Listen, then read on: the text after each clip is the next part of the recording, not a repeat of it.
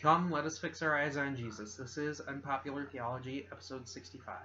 Today I am going to be talking about the split between the Missouri Synod and the Wisconsin Synod. Before we get started, go ahead and hit the like button, go ahead and subscribe, go over to our Facebook page, like us over there.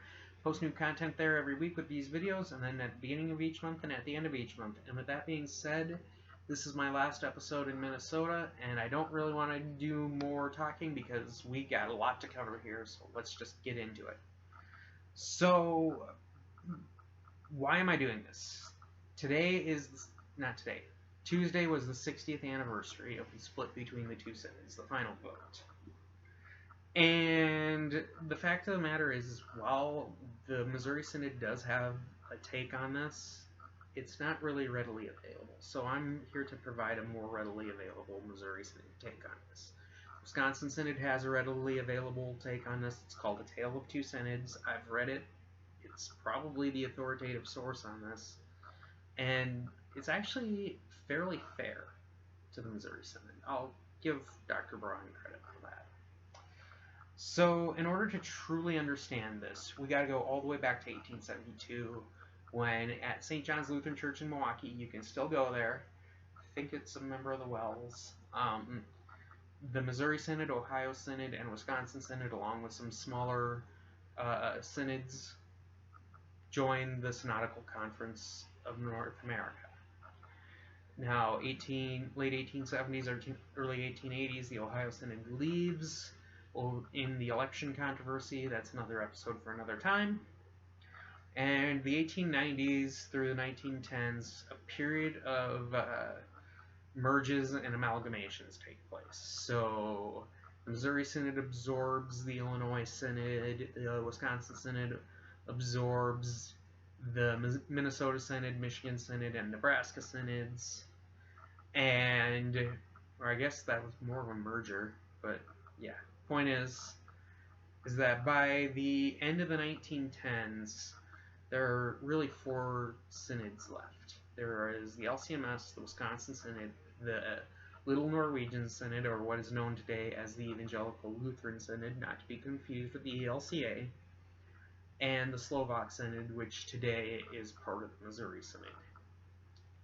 So there's a point in the 1890s where the Missouri Synod offers to take the Wisconsin Synod in. The Wisconsin Synod kind of sees this as the Missouri Synod to politely telling them to disappear. And so there's the quote that amalgamation would mean the end of the Wisconsin Synod, and so that's why they don't join us. 1926 rolls around, the Buffalo Synod, Iowa Synod, and Ohio Synod form the American Lutheran Church, or ALC, and it really lives up to its name, American Lutheran. You can see episode, I believe it's 59 or so, where I talk about different types of Lutherans.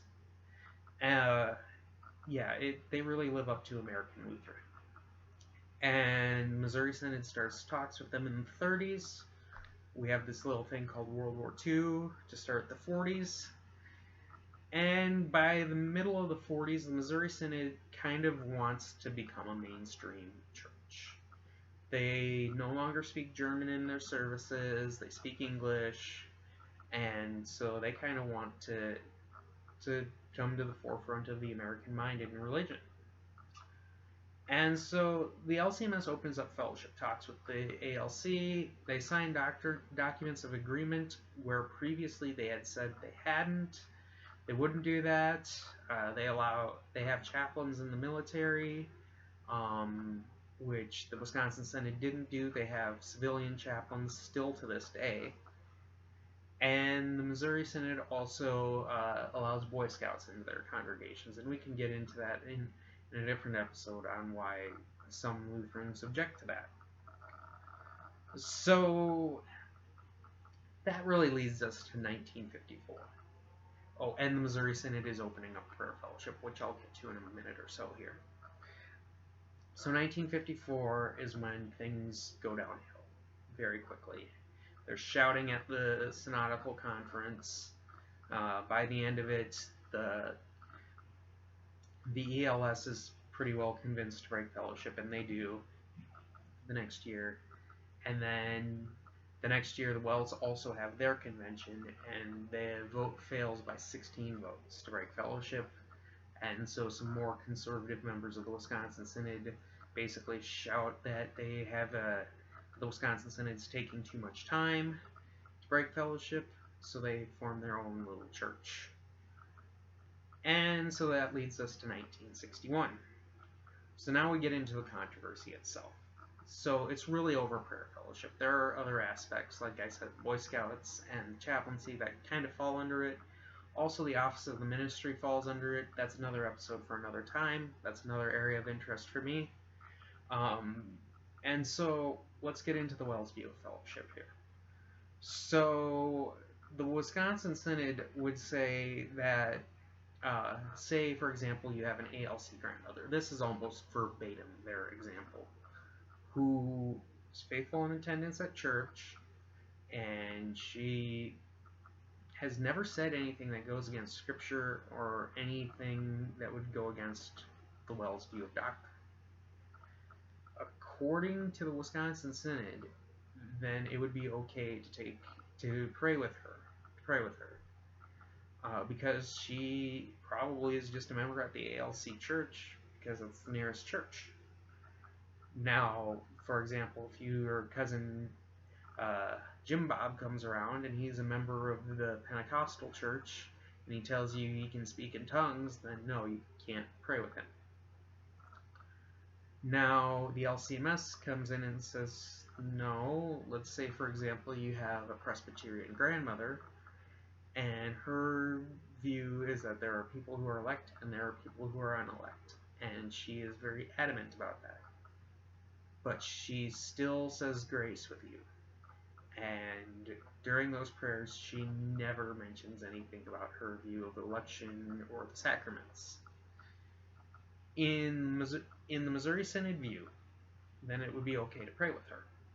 Now, if a Catholic relative passes away and another Catholic relative offers to pray for this deceased relative with you, that's when you run into a problem. That's when you say, hey, no, can't pray with you right now.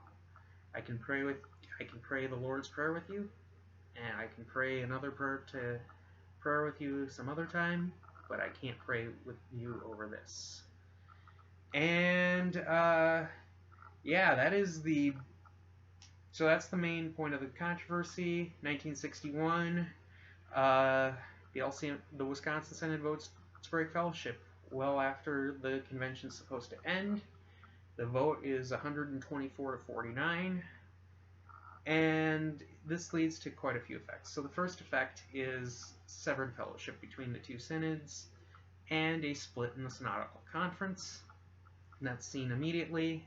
So now a Missouri Synod Lutheran can't go to a Wisconsin Synod church and get communion, and vice versa. Then there's family splits. So there was a lot of intermarriage between the two synods. Now there's the problem of what church do we belong to now? And no matter what, we're going to offend some of our relatives, so what do we do? But the most clear example of this is the Franzman family.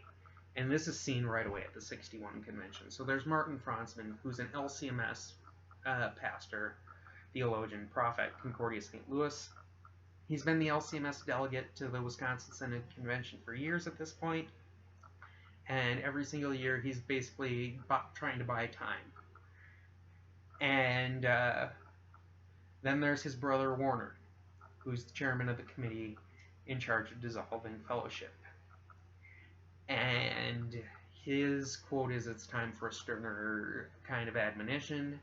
So he is very well in favor of splitting the two synods. Then there's Gerhard, who's the youngest of the three, and he deeply loves both of his brothers. And he remains in the Wisconsin Synod, but he is very adamantly opposed to what happens. And so that really is the heartbreaking part of the story here. Now, the split, so there's some changes, the changes in the Wisconsin Synod that come from this. They lose the Missouri Synod as their main source of identity. They have to form their own. They also lose the Missouri Synod as their source for mission work, so they have to do it on their own. The Missouri Synod, because of this, starts to move to the left a bit. 1974, Seminex happens that kind of corrects them a bit. It's really not until the 90s or 2000s where the Missouri Synod is firmly a conservative denomination again. In 1978, there's fellowship with the ALC, and that fall of that year, the ALC ordains a woman. The LCMS kind of sits there and says, what's going on? This wasn't what we talked about. And so the next convention, the LCMS breaks fellowship. And the Wisconsin Synod, they avoid all this. They stay pretty conservative. And then we get 50 years of the Lutheran Cold War, or is what I like to call it, where people in the synods don't talk to each other. And that's not just clergy, that's actual people in the synods in some cases. So where we are today, with a few minutes left here. So the Wisconsin Synod and ELS approached the Missouri Synod in 2012 for informal dialogue. And in 2015, a paper was released that basically said that there is significant doctrinal agreement, but not enough agreement at this time for fellowship. And this past year, the president of the ELS passed away unexpectedly, and President Harrison wrote his obituary in the LCMS Reporter, which is something that is usually only reserved for LCMS church workers. And in June, President Harrison addressed the ELS convention for the first time since they broke fellowship with us. And in July, President Harrison addressed the WELS convention for the first time in well over 60 years. And as I said, all parties acknowledge that there's not enough agreement at this time for there to be fellowship. My take on this, I think it's a good thing that we're talking to them. I don't think there's enough agreement for fellowship at this time. Maybe in 20 years there might be a chance, but I don't see it really happening. That's to be honest. And yeah, it is a very heartbreaking part, and it is something that the Missouri Synod should look at a little bit more. Now granted, yes, we had Seminex, that was a bigger part of our identity, but this really leads to Seminex in my view. So yeah, that's the split between the Missouri Synod and the Wisconsin Synod. It is not a really good story, not a really fun story in the history of American Lutheranism. And the split remains to this day, and I will say things are the way it was described on the Lutheran History podcast this past Tuesday. It's a podcast I listened to. They covered this. Is that nowadays the Missouri Synod and Wisconsin Synod are cousins, and they'll admit it, and they'll be friends with each other, but we're not sisters, if that makes sense. So yeah, that pretty much wraps it up. Next week, I'm going to be talking about church history. So, till then, keep your eyes fixed on Jesus.